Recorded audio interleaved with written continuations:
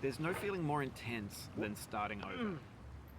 If you deleted your homework the day before it was due, as I have, or if you left your wallet at home and you have to go back after spending an hour in the commute. If you won some money at the casino and then put all your winnings on red but it came up black.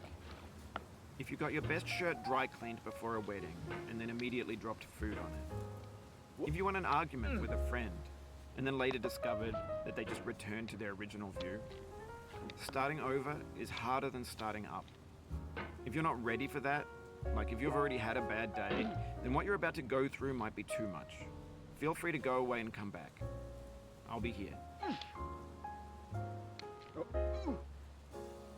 Alright, thanks for coming with me on this trip. I'll understand if you have to take a break at any point. Just find a safe place to stop and quit the game. Don't worry, I'll save your progress, always, even your mistakes. This game is a homage to a free game that came out in 2002, titled Sexy Hiking. The author of that game was Jazuo, a mysterious Czech designer who was known at the time as the father of B games. And B games are rough assemblages of found objects. Designers slap them together very quickly and freely, and they're often too rough and unfriendly to gain much of a following. They're built more for the joy of building them than as polished products. In a certain way, Sexy Hiking is the perfect embodiment of a B game. It's built almost entirely out of found and recycled parts, and it's one of the most unusual and unfriendly games of its time. In it, your task is simply to drag yourself up a mountain with a hammer. And that act of climbing, in the digital world or in real life, has certain essential properties that give the game its flavor. No amount of forward progress is guaranteed. Some cliffs are too sheer or too slippery. And the player is constantly, unremittingly in danger of falling and losing everything. Anyway, when you start Sexy Hiking, you're standing next to this dead tree that blocks the way to the entire rest of the game. It might take you an hour to get over that tree, and a lot of people never got past it. Prod and you poke at it, exploring the limits of your reach and your strength, trying to find a way up and over. And there's a sense of truth in that lack of compromise. Most obstacles in video game worlds are fake. You can be completely confident in your ability to get through them once you have the correct method or the correct equipment or just by spending enough time. In that sense, every pixelated obstacle in Sexy Hiking is real. The obstacles in Sexy Hiking are unyielding, and that makes the game uniquely frustrating. But I'm not sure Jazuo intended to make a frustrating game. The frustration is just essential to the act of climbing, and it's authentic to the process of building a game about climbing. A funny thing happened to me as I was building this mountain. I'd have an idea for a new obstacle, and I'd build it, test it, and it would usually turn out to be unreasonably hard. But I couldn't bring myself to make it easier. It already felt like my inability to get past the new obstacle was my fault, as a player rather than as a builder. Imaginary mountains build themselves from our efforts to climb them, and it's our repeated attempts to reach the summit that turns those mountains into something real. When you're building a video game world, you're building with ideas, and that can be like working with quickset cement.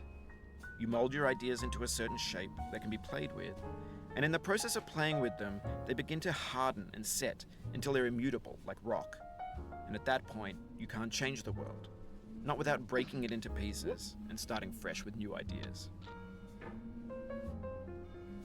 For years now, people have been predicting that games would soon be made out of prefabricated objects, bought in a store and assembled into a world.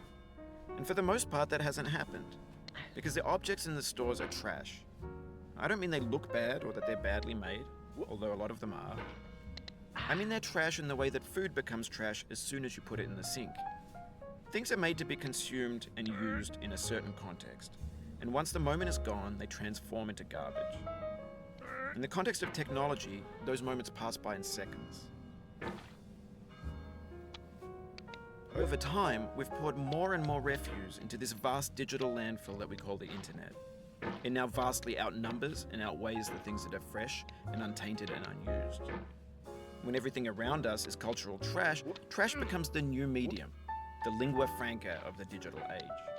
And you can build culture out of trash. But only trash culture. B games, B movies, B music, B philosophy. Maybe this is what digital culture is. A monstrous mountain of trash, the ash heap of creativity's fountain.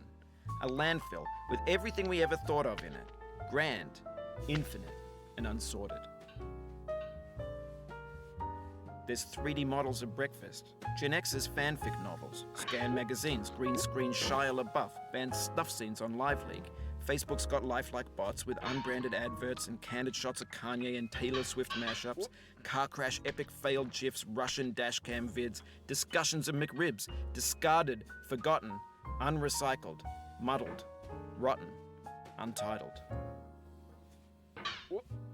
Everything's fresh for about 6 seconds, until some newer thing beckons, and we hit refresh. And there's years of persevering, disappearing into the pile, out of style, out of sight.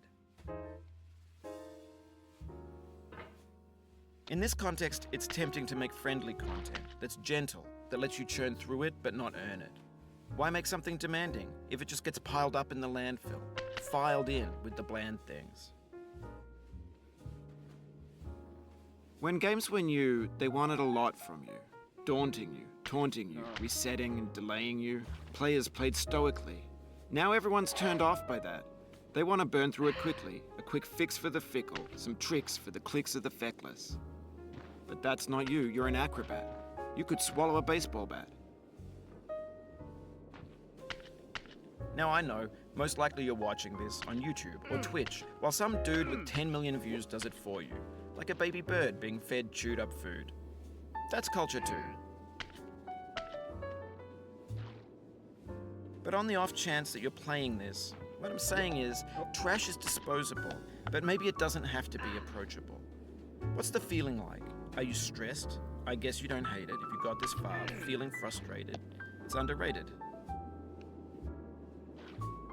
An orange is sweet, juicy fruit locked inside a bitter peel.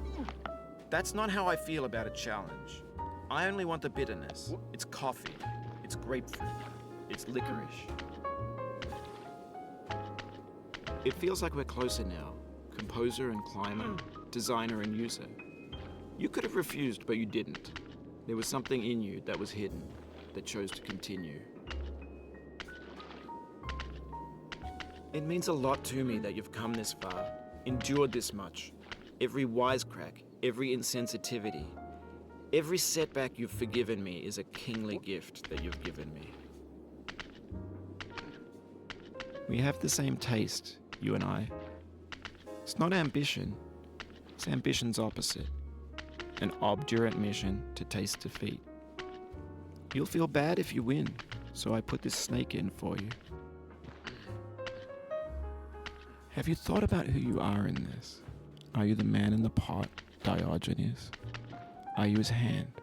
Are you the top of his hammer? I think not. Where your hand moves, the hammer may not follow, nor the man, nor the man's hand. In this you're his will, his intent, the embodied resolve in his uphill ascent. Now, you've conquered the ice cliff, the platforms, the church, and the rectory, the living room and the factory, the playground, the construction site, the granite rocks, and the lakeside. You've learned to hike. There's no way left to go but up, and in a moment, I'll shut up. But let me say, I'm glad you came.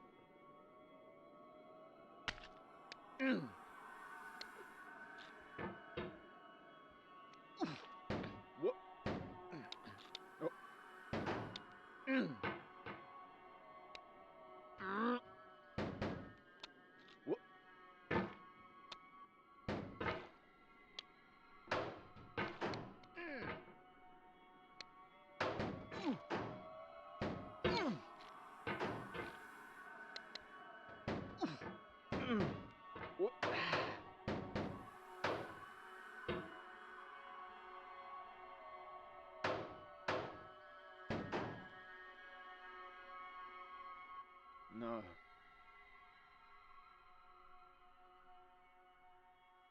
I dedicate this game to you, the one who came this far. I give it to you with all my love.